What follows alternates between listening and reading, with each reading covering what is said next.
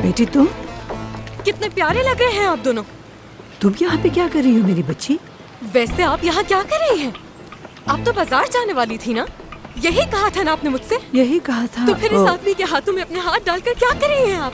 پہلے میری بات سنو. شرم آنی چاہیے آپ کو امی. ایسا کیسے کر سکتی ہیں آپ؟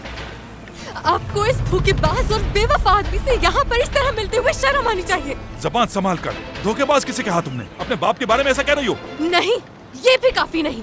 تم ایک انتہائی ذلیل، بے شرم، بغیرت اور گھٹیا قسم کے انسان ہو. بس بہت ہو گیا، اس سے پہلے کہ ہاتھ اٹھ جائے میرا تم پر. چلے اب آپ یہ بھی کر کے دیکھیں لیں. کیا میں آپ کو امی جیسی لگتی ہوں؟ آپ کو لگتا ہے کہ مجھ پہ ظلم کرنا آسان ہوگا؟ بس کرو. اب تم دونوں میں سے کوئی نہیں بولے گا.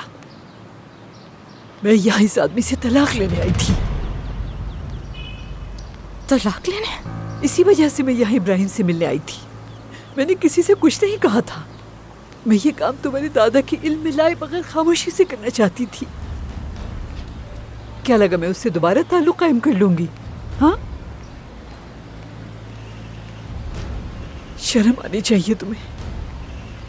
چلو جو کرنا ہے جلدی کرو اور اسے فوراً ختم کرو. اور تم کھڑی کیوں ہو؟ فوراً گھر جاؤ. اب دیکھ کیا رہی ہو تم؟ جاؤ.